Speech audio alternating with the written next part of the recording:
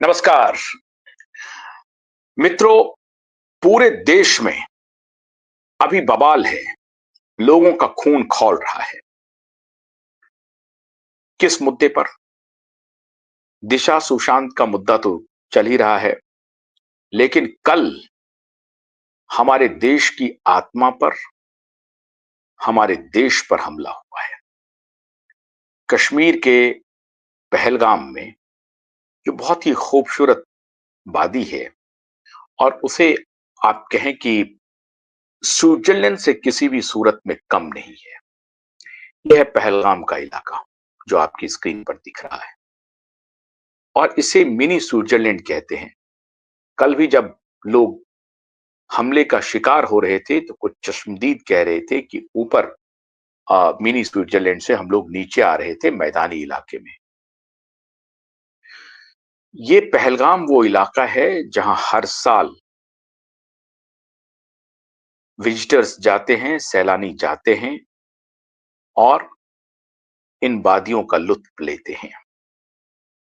लेकिन आप इसे बदनसीबी कहें, ये कोई पहली घटना नहीं है जो पहलगाम में हुई है। मैं कुछ घटना का जिक्र भी करूंगा, उसका अकाउंट भी दूंगा, लेकिन आज मैं जो मोटी बात आपके सामने रख रहा हूं वो आपकी आंखें खोल देगा और शायद आपको सोचने पर मजबूर करेगा कि ये पहलगाम की घटना, जिसमें 26-27 लोगों के मारे जाने की खबर है, ये घटना सिर्फ कल एक घटना हो गई और कुछ आतंकवादी आ गए, उन्होंने हमला कर दिया, ऐसा नहीं है। आज मैं आपको कुछ वीडियो भी दिखाने वाला हूं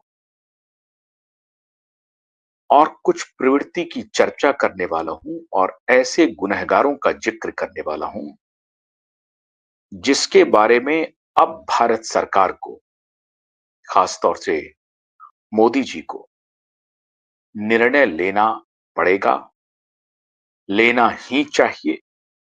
अब बहुत हो गया। कल की घटना इतनी विदारक है मित्रों। 16 अप्रैल को शादी होती है, 19 अप्रैल को रिसेप्शन होता है और 22 अप्रैल को गोली से छल्ली हो जाता है। एक न्यू कपल, एक नया वैवाहिक जोड़ा जो पहलगाम घूमने जाते हैं, और देखते ही देखते आतंकवादी उन्हें मौत की नींद सुला देता है। किसने कल्पना की होगी?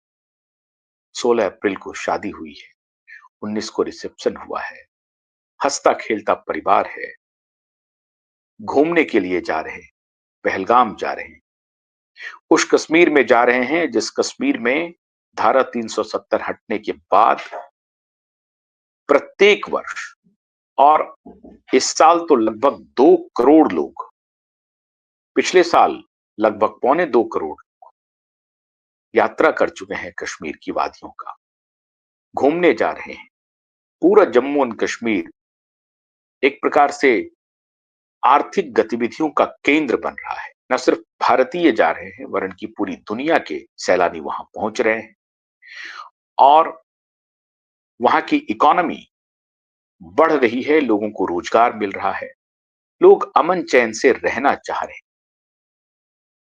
लेकिन दुनिया के कुछ मुट्ठी भर संगठन, मुट्ठी भर लोग और उन लोगों के चंगुल में फंसे हुए हमारे देश के दलाल उन्हें खाद पानी मुहैया करा रहे हैं, इन आतंकवादियों को रसद दे रहे हैं। रसद सिर्फ खाने पीने ठहरने का नहीं, रसद उनको बौद्धिक रसद दी जा रही, उन्हें समर्थन किया जा रहा है, उनके विचारों को समर्थन किया जा रहा है। आज मैं सबसे पहले एक वीडियो दिखाने के पहले, वो एक देश की जानी मानी पत्रकार का वीडियो है, और आज मैं उस मीडिया ऑर्गेनाइजेशन को पूरी तरह से बेनकाब करूंगा।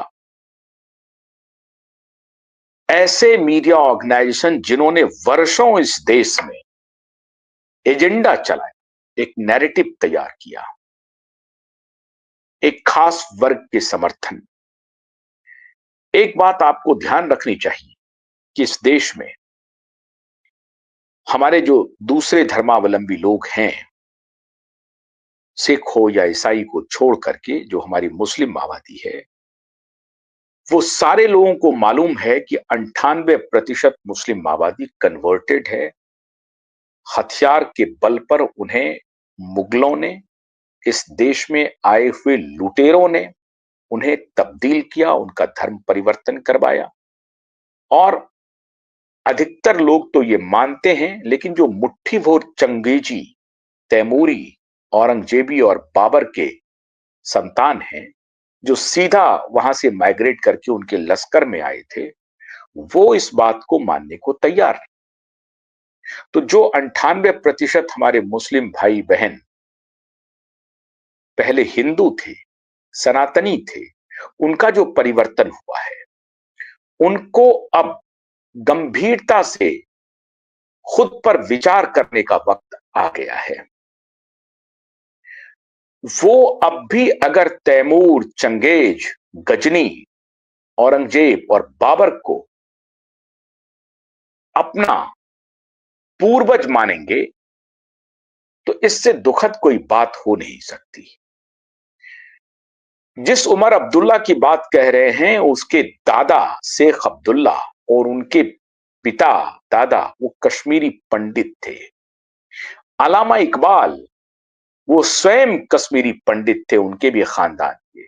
और जिन्होंने पाकिस्तान बनाया, जिन्ना, वो भी गुजराती हिंदू थे। अब हमारे देश के मुस्लिम आबादी को बहुत गंभीरता से विचार करना पड़ेगा कि ये नैरेटिव कब तक चलेगा, कब तक आप उनके साथ खड़े रहेंगे, कब तक धर्म पूछ करके गोलियां चलती रहेंगी, लोगों के, महिलाओं के मांग उजड़ेंगे, महिलाएं बेवा होंगी, पुरुष की हत्या होगी, महिलाओं की हत्या होगी, बच्चों की हत्या होगी, निरीह की हत्या होगी, कब तक होगी? क्या आपका दिल आज नहीं पसीज रहा है? क्या आपको इस मुद्दे पर कोई विचार नहीं करना है? ये आपके लिए एक सवाल है। मैं आपको कुछ आंकड़े देता हूं कि पहलगाम में ये पहला हमला नहीं हुआ है। इसके पहले भी वहां पर यात्री पहुंचते रहे हैं, और कल जब घुड़सवारी कर रहे थे सैलानी, तब उनके ऊपर हमला हुआ। 5-6 हमलावर बताए जाते हैं। इसके पहले 2024 में 18 मई को, ठीक अमरनाथ यात्रा के पहले वहां पर हमले हो रहे हैं लगातार। श्रीनगर में जयपुर से आए एक दंपत्ति को आतंकवादियों ने निशाना बनाया, और यकायक जयपुर से जो दंपत्ति आए थे उनके ऊपर गोलियां चलानी शुरू कर दी। 2024 में ही रियासी में तीर्थयात्रियों की बस पर हमला हुआ 9 जून 2024 को, और यहां पे लगभग 9 लोग मारे गए थे, जिसमें एक ड्राइवर और एक बस कंडक्टर भी शामिल था। गोलीबारी के बाद वहां बस खाई में गिरी, जिसमें 33 लोग और घायल हो गए। जो बस अमरनाथ जा रही थी, उसको लेकर के यह हमला हुआ था। और उसके बाद बहुत पहले 2005 में 14 नवंबर को 17 लोग घायल हुए थे और 4 लोग मारे गए थे इन आतंकवादियों के हमले में। फिर 2000 में अनंतनाग और डोडा में, जिसमें कि बहुत ज्यादा लोग मरे थे, 100 लोग मारे गए थे। फिर 21 तीर्थयात्री 2 अगस्त को पहलगाम में नूनबान बेस कैंप पर हमले में 21 यात्री मारे गए थे।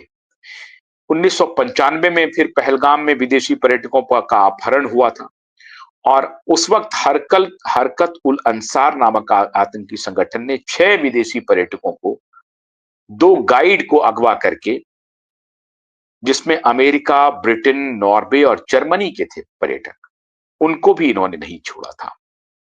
नाम पूछ करके कल जो गोली मारी गई है, वो टारगेट किलिंग इसको कहते हैं। टारगेट किलिंग की गई। 4 जुलाई 1995 को पहलगाम में जब अपहरण हुआ, उसमें सारे विदेशी नागरिकों को किया। 2000 में किया, 2005 में किया, 2024 में किया, 2025 में किया। अब 1999 में लगभग 5 लाख कश्मीरी पंडितों को